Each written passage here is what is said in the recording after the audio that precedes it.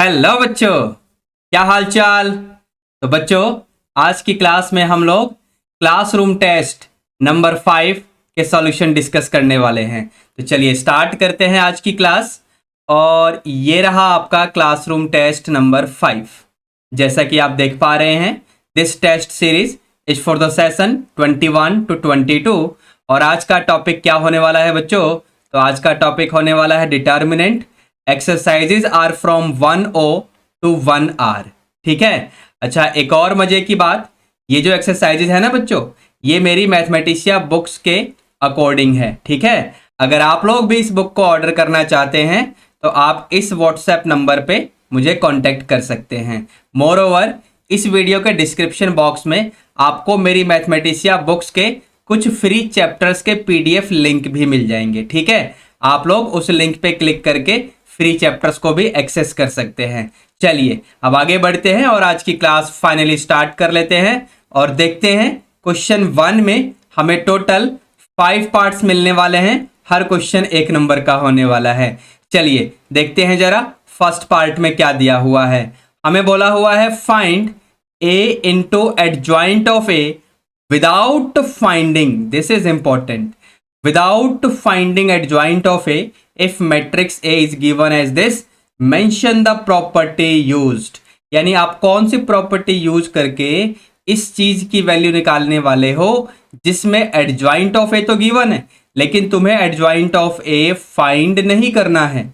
अब सुनना, कुछ बच्चे क्या करेंगे, रफ वर्क में जाके एडजॉइंट ऑफ ए निकालेंगे, उसके बाद A into adjoint of A rough work में निकाल के और फेयर में सीधा आंसर लिख देंगे क्योंकि 1 नंबर का क्वेश्चन है। अगर आप ऐसा काम करोगे तो फिर आपने मेंशन द प्रॉपर्टी यूज्ड, ये वाला काम तो नहीं किया ना, है ना। प्रॉपर्टी तो यूज कर ही नहीं पाओगे ना, आप बता ही नहीं पाओगे कौन सी प्रॉपर्टी है क्योंकि आपको प्रॉपर्टी नहीं आती, तभी तो आप ये लंबा काम कर रहे हो, रफ वर्क में जाके एडजॉइंट ऑफ ए निकाल रहे हो। समझे?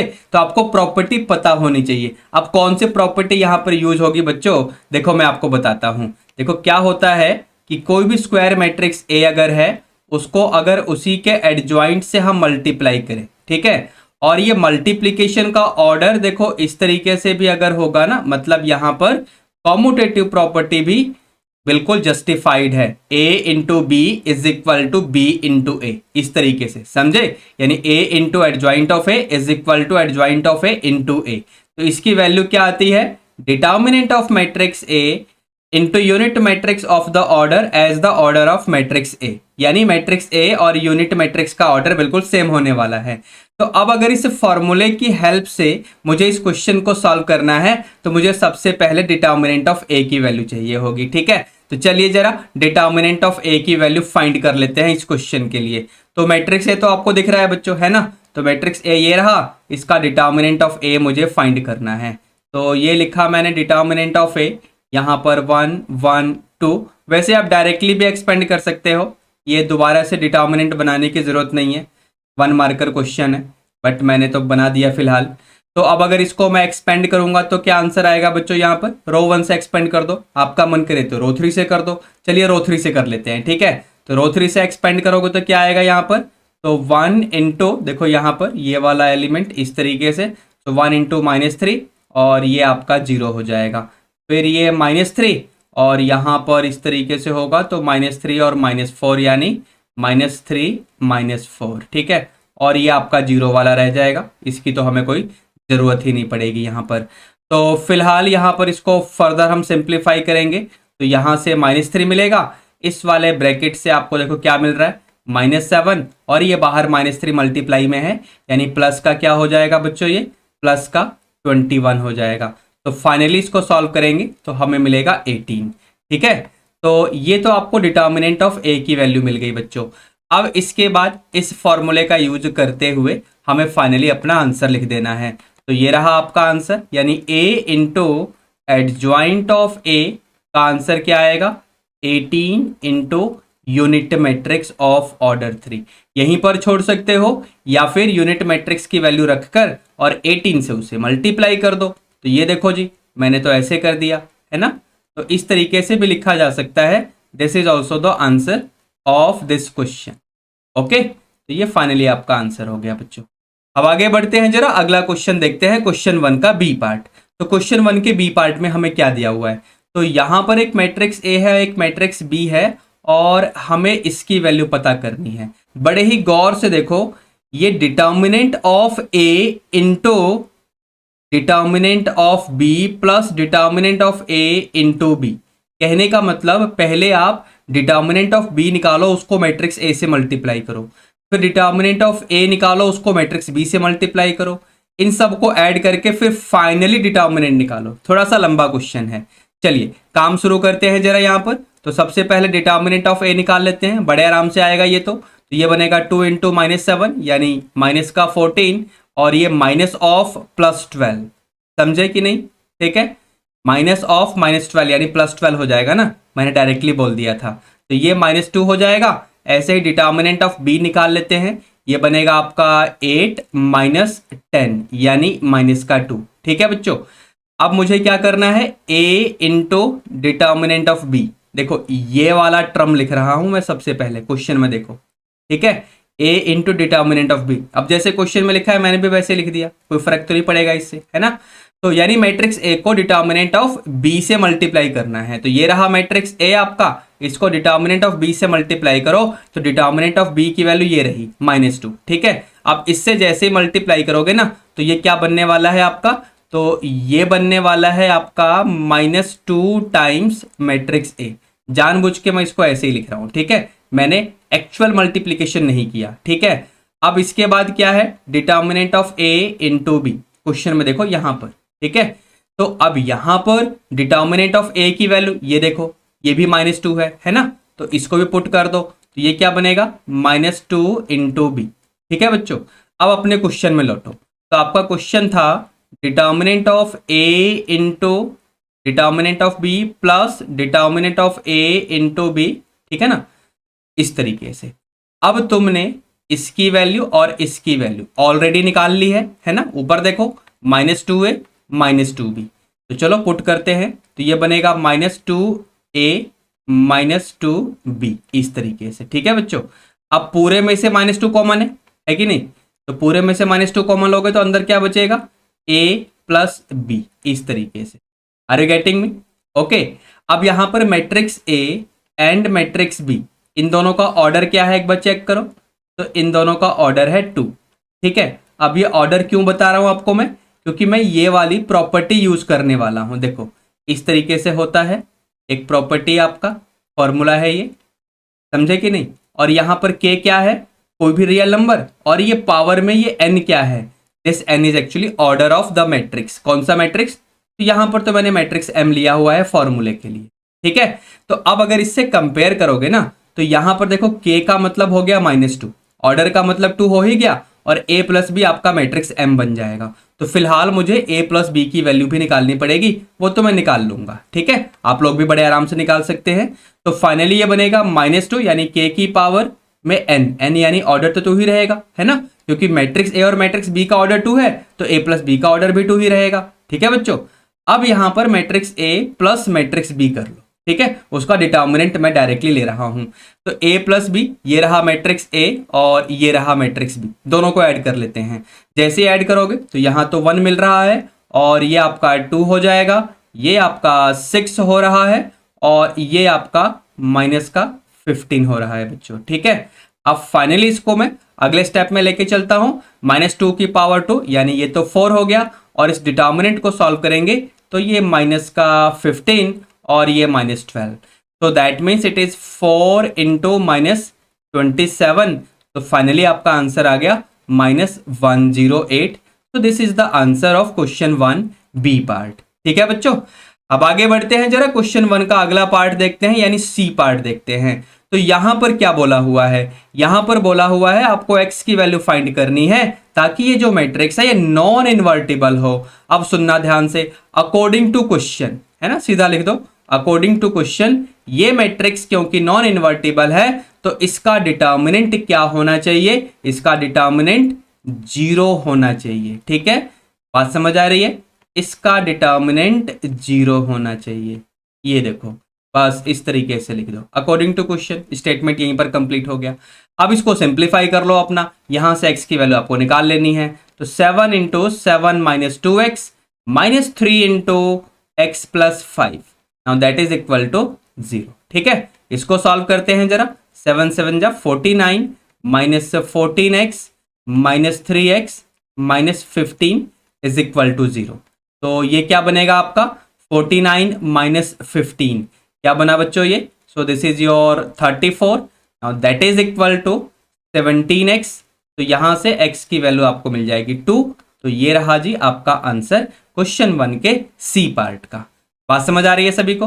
ठीक है, अब आगे बढ़ते हैं जरा, अगला क्वेश्चन देखते हैं, अगला क्वेश्चन क्या आने वाला है। ठीक है, so here we go, question number 1 का डी पार्ट। यहां पर बोला हुआ है कि if A is non singular matrix then its inverse does not exist. ठीक है, यानी अगर कोई मैट्रिक्स ए है, अगर वो नॉन सिंगुलर मैट्रिक्स है तो उसका इनवर्स एग्जिस्ट नहीं करेगा।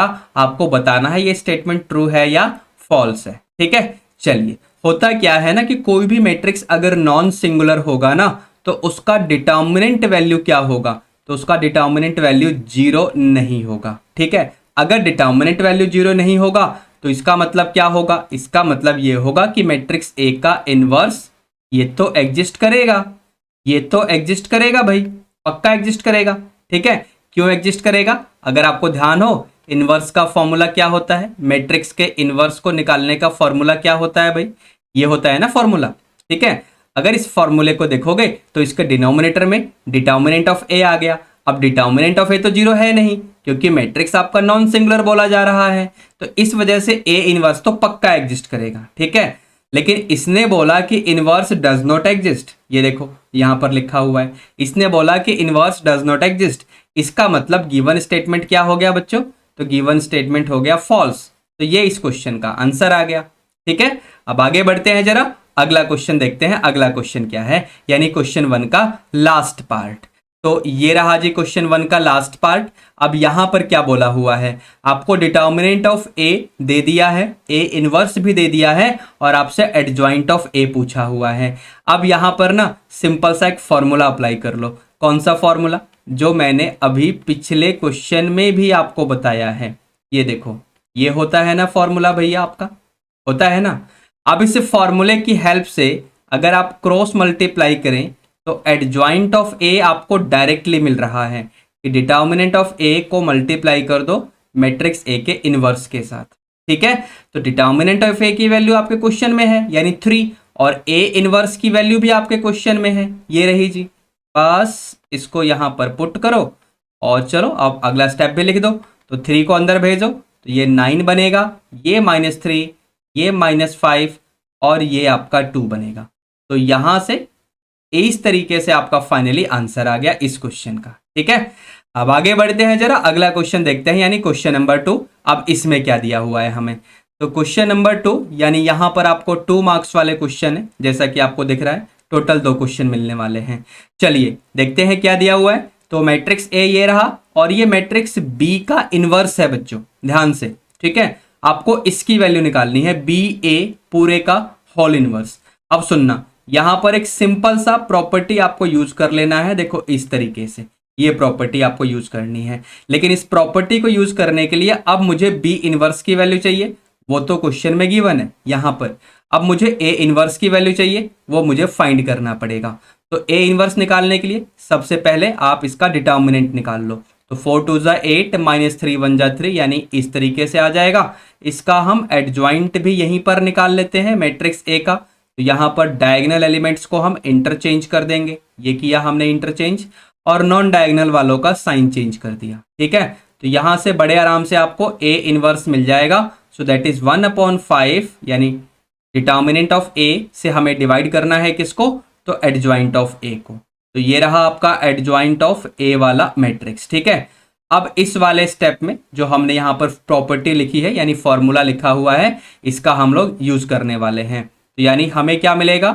B A whole inverse, that is A inverse. A inverse यानी 1/5, ये 4, ये -3 -1 और ये 2, और यहां पर बी इनवर्स। तो बी इनवर्स की वैल्यू तो क्वेश्चन में ही पहले से गिवन है ना। चलो अब इनको मल्टीप्लाई कर लेते हैं फटाफट। तो जैसे हम लोग मल्टीप्लीकेशन शुरू करेंगे तो क्या बनेगा भाई? तो ये तो आपका -4 और ये -3, यानी माइनस का 7 आ गया, यहाँ पर 0 और ये -4 इस तरीके से, ये आपका 3 हो जाएगा और 3 2 जा 6 यानी दैट इज 9, ठीक है। एंड दिस इज योर 4 2 जा 8, बस ये फाइनली आपका आंसर आ गया। अगर आपका मन करे तो 1/5 को आप ब्रैकेट के अंदर भी भेज सकते हो, ना मन करे तो मत भेजो, यहीं छोड़ दो, ठीक है। तो मैं यहीं पर छोड़ दे रहा हूं। तो फिलहाल ये हमारा आंसर आ गया क्वेश्चन 2 के फर्स्ट पार्ट का। अब आगे बढ़ते हैं, क्वेश्चन 2 का सेकंड पार्ट देखते हैं। तो यहां पर क्या है, फाइंड द मैट्रिक्स ए, आपको मैट्रिक्स ए निकालना है विच सेटिस्फाइज दिस कंडीशन। यहां पर हम किस तरीके से करेंगे, देखिए क्या होता है कि अगर कोई मैट्रिक्स पी है into A is equal to matrix Q, और यहां पर मैट्रिक्स पी या मैट्रिक्स क्यू जो भी मैट्रिक्स है, मतलब ये आपके स्क्वायर मैट्रिसेस है। बेसिकली मैट्रिक्स पी पे मेरा मेन फोकस रहेगा, ठीक है। अगर ऐसा होगा मैं दोनों तरफ पी इनवर्स से ना प्री मल्टीप्लाई कर दूंगा। ये देखो मैंने क्या बोला, दोनों ही तरफ मैं पी इनवर्स से प्री मल्टीप्लाई कर दूंगा। इससे मुझे लेफ्ट हैंड साइड में देखो ऐसा मिलेगा, समझे कि नहीं, ठीक है। एंड अब फाइनली मुझे मैट्रिक्स ए की वैल्यू मिल गई। तो अब अगर इस फॉर्मूले का मैं यूज करना चाहता हूं तो मुझे मैट्रिक्स पी का इनवर्स चाहिए होगा। अब अगर कंपेयर करो तो मैंने मैट्रिक्स पी किसको बोला होगा, इस वाले मैट्रिक्स को बोला होगा, ठीक है। तो इसका इनवर्स हम डायरेक्टली यहां पर लिख देंगे और मैट्रिक्स क्यू यानी इससे मल्टीप्लाई कर देंगे, आपका आंसर आ जाएगा। चलिए काम शुरू करते हैं। तो matrix A is equal to P inverse, तो पी इनवर्स यानी इसका डिटर्मिनेंट निकाल लो। डिटर्मिनेंट आ रहा है 2 2 जा 4, यहां पर देखो 2 2 जा 4 -3 1 जा 3 यानी 4 -3 यानी 1 ही आएगा। और इसका एडजॉइंट अब लिख दो। तो डायगोनल के एलिमेंट्स इंटरचेंज, नॉन डायगोनल वालों का साइन चेंज, ठीक है, इनटू मैट्रिक्स क्यू। तो ये बना -2, ये 3, ये 4 और ये -1। अब ये 1/1 लिखने का तो कोई खास फर्क नहीं पड़ेगा, है ना। चलिए अब इन दोनों को मल्टीप्लाई कर लेते हैं, बस सिंपल सा। तो ये बनेगा 2 2 जा -4 और ये -3 यानी माइनस का 7 ही आ गया। 2 4 जा 8 प्लस 1 दैट इज 9। यहाँ पर 3 2 जा 6 और ये भी आपका 6 यानी 12 आ जाएगा। ये -3 into 4 that is -12 -2 that is -14, ठीक है। ये आपका आंसर आ गया क्वेश्चन 2 के बी पार्ट का। अब आगे बढ़ते हैं जरा, क्वेश्चन थर्ड में देखते हैं इन्होंने क्या दिया हुआ है। तो क्वेश्चन थर्ड में हमें एक मैट्रिक्स ए का इनवर्स निकालना है और फिर हमें ये रिजल्ट भी वेरीफाई करना है। अब इसे कैसे करेंगे, तो इसे करने के लिए सबसे पहले तो आप determinant of matrix A find करोगे, ठीक है। चलिए फाइंड कर लेते हैं जरा डिटर्मिनेंट ऑफ मैट्रिक्स ए। तो डिटर्मिनेंट फाइंड करने के लिए इसको एक्सपेंड कर दो, रो 1 से ही कर दो एक्सपेंड, है ना। तो 0 माइनस ऑफ -1 यानी +1 हो जाएगा। और यहाँ पर आपका क्या आ रहा है भाई, तो ये तो 0 हो रहा है and this is -1 and then again -1 into आपका क्या बनेगा, ये 1 -0। तो फाइनली इट इज एक्चुअली -1 और यहाँ से भी -1 यानी ये बनेगा आपका -2, ठीक है।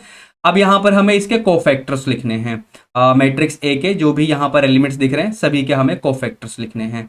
तो let me assume consider cofactors लिख रहा हूँ ताकि एडजॉइंट ऑफ ए लिखें, ताकि एडजॉइंट ऑफ ए को डिटर्मिनेंट से डिवाइड करके हमें क्या मिल जाए, मैट्रिक्स ए का इनवर्स मिल जाए, समझे। तो यहाँ पर हम कैपिटल ए आई जे को कोफैक्टर मान लेंगे। Consider a I J be the cofactor of A I J element of the matrix A, ठीक है।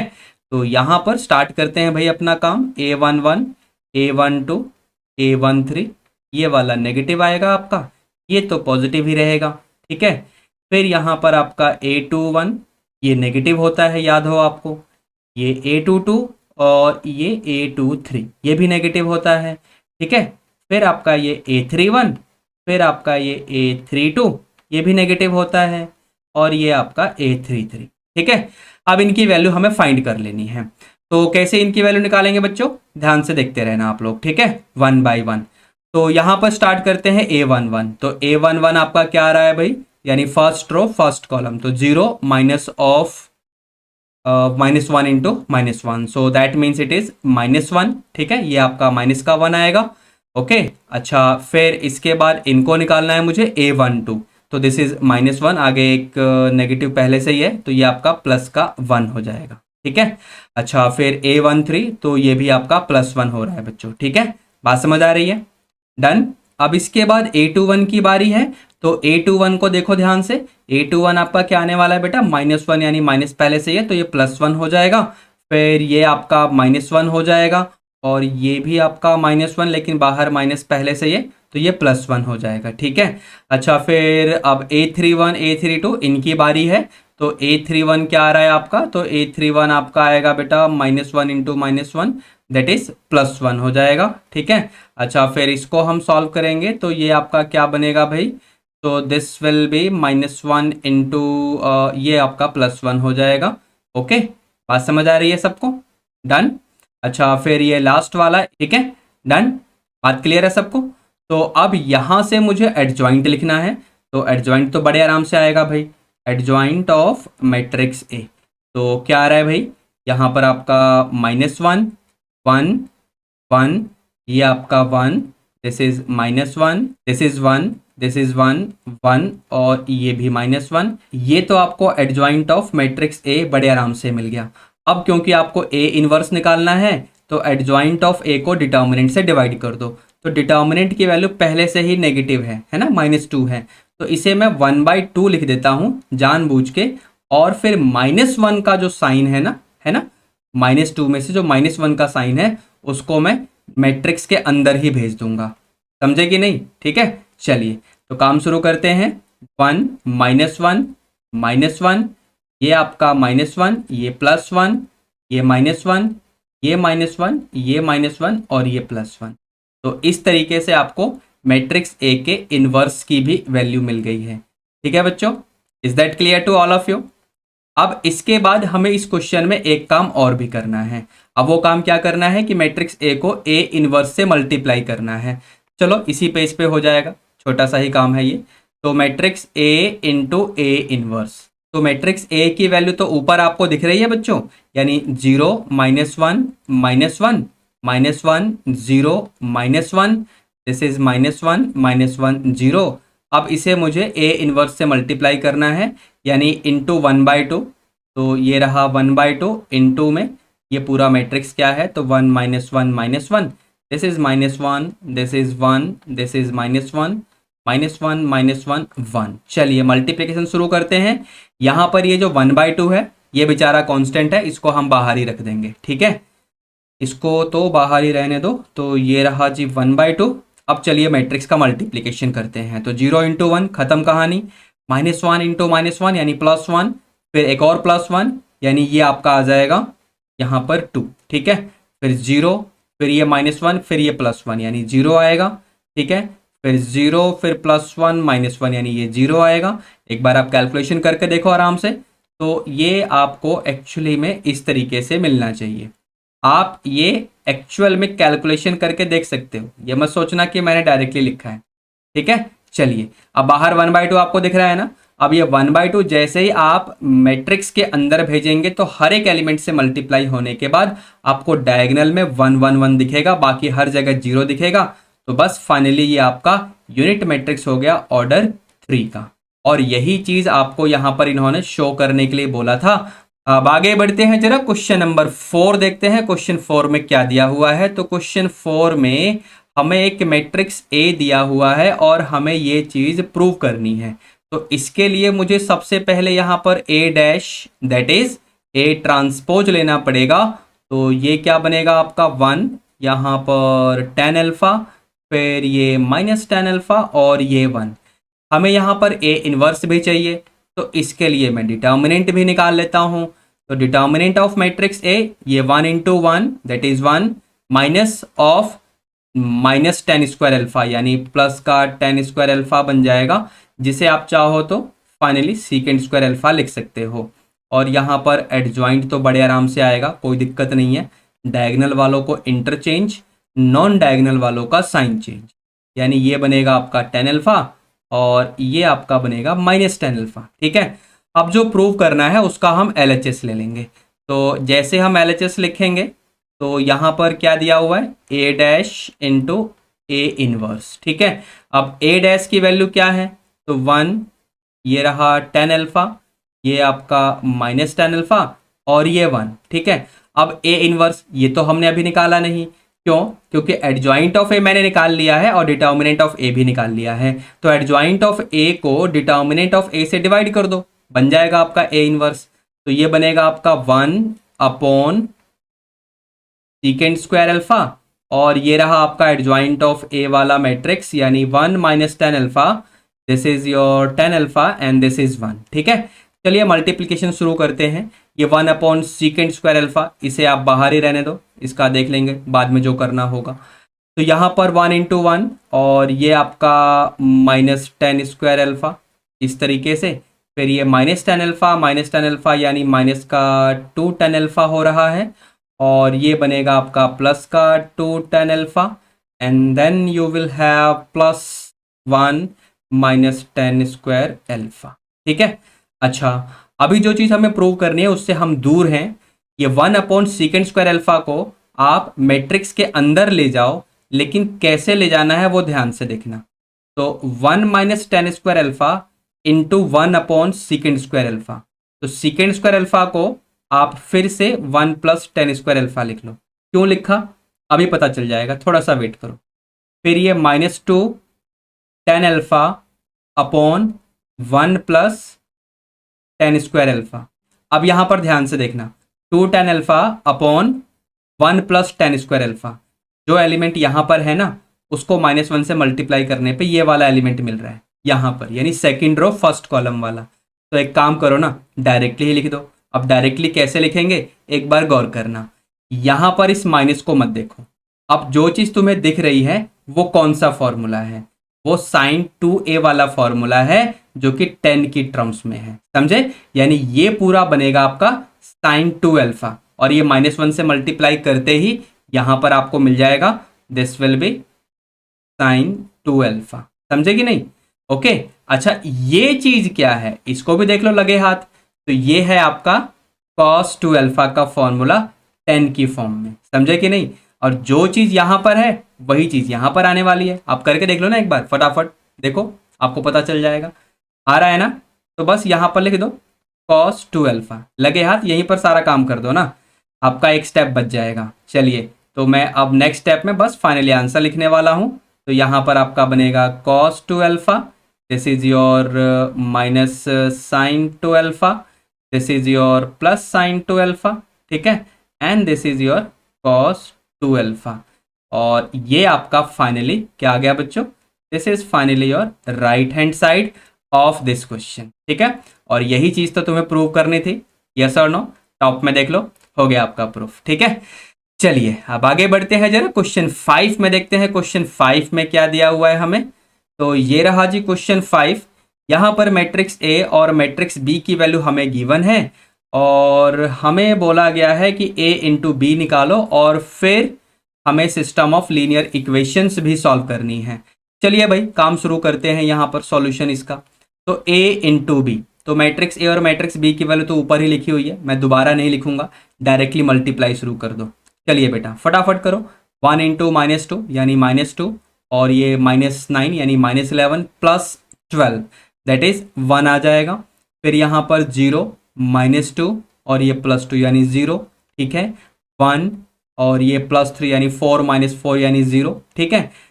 ऐसे ही बाकी जगह आप मल्टीप्लिकेशन करेंगे तो ये इस तरीके से मिलने वाला है, ठीक है। अब इसके बाद यहाँ से ये क्या बनने वाला है बच्चों? So A into B is equal to unit matrix, ठीक है, जिसका कंक्लूजन क्या हुआ कि मैट्रिक्स ए का इनवर्स मैट्रिक्स बी है, एंड मैट्रिक्स बी का इनवर्स भी मैट्रिक्स ए होगा। हमें क्या यूज करना होगा देख लेंगे जब क्वेश्चन में आगे हम प्रोसीड करेंगे। अब क्योंकि हमें ये system of linear equations solve करनी है, तो हम इस सिस्टम के हिसाब से अब आगे काम शुरू करेंगे। तो मैं क्या लिखने वाला हूं? Consider the given system of equations, consider the given system of equations. अब इक्वेशन तो मुझे यहीं पर दिख रही हैं, इसलिए मैं दोबारा इक्वेशंस नहीं लिखूंगा। तो यहां पर एक्स वाई जेड जो भी आपके वेरिएबल्स हैं तीनों इक्वेशंस में, उनके कोफिशिएंट से बनने वाला एक मैट्रिक्स लिखा जाएगा।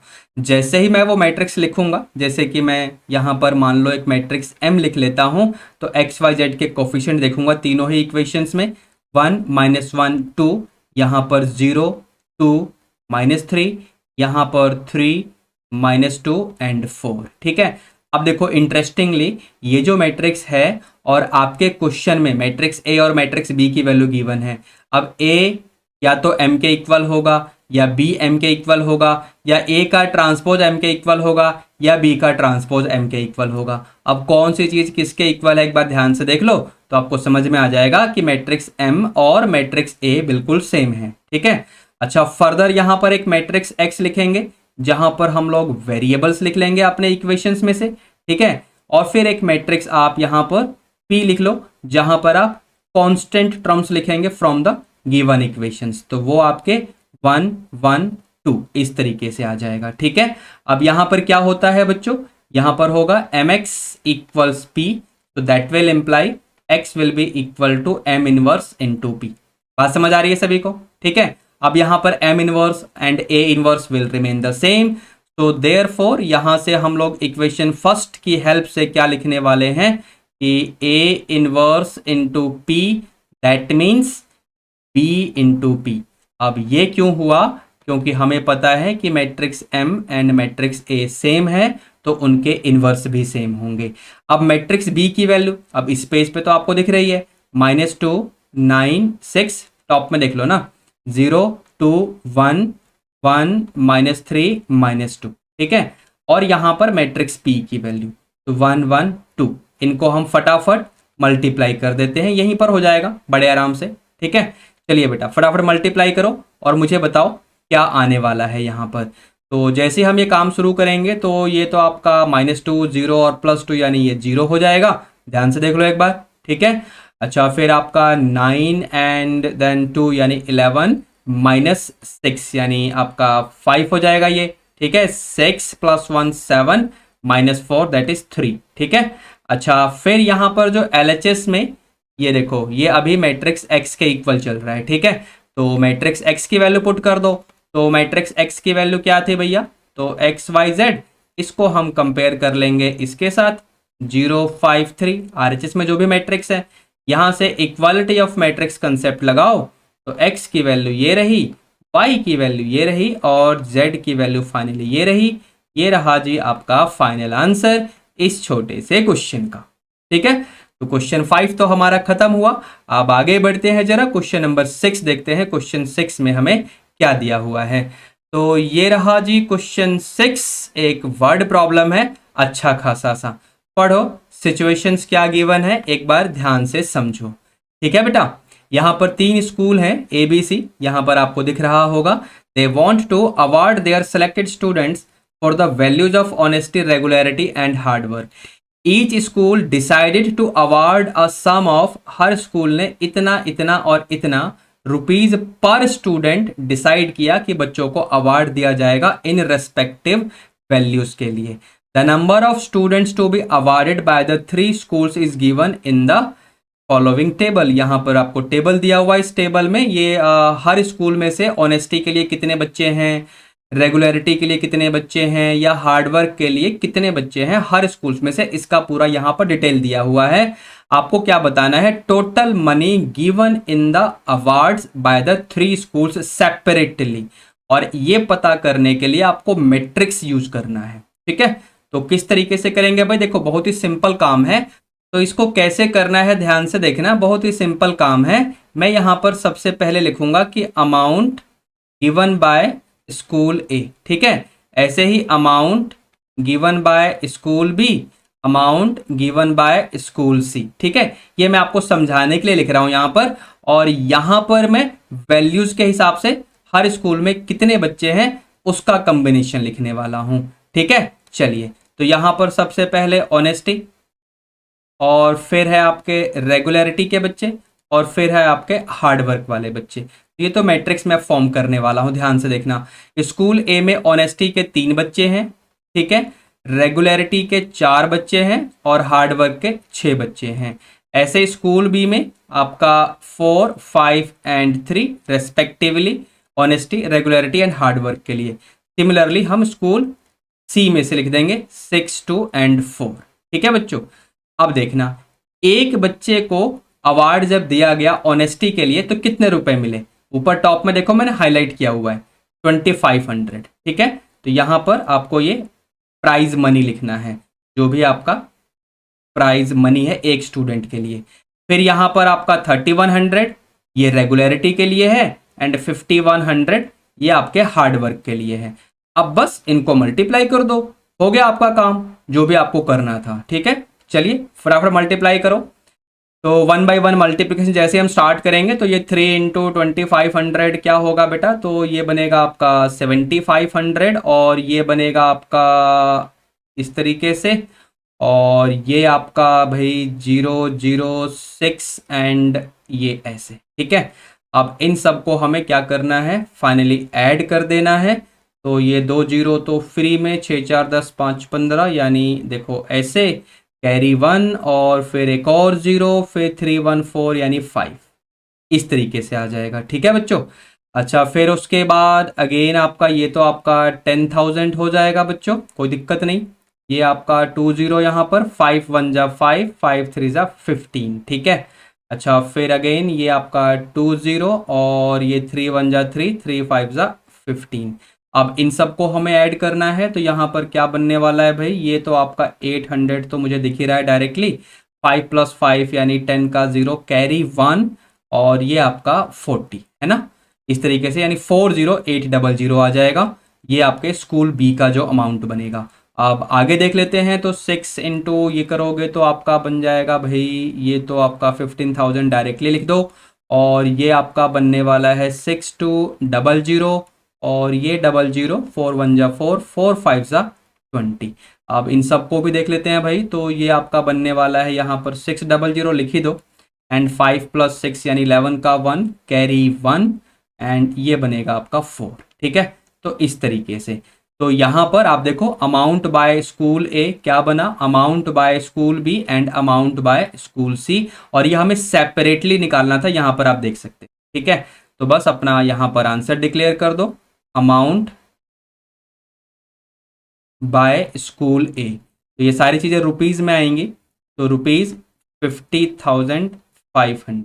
ठीक है, ऐसे ही अमाउंट बाय स्कूल बी, तो दिस विल बी रुपीज़ 40,800। ऐसे ही अमाउंट बाय स्कूल सी, ये भी रुपीज़ में 41,600।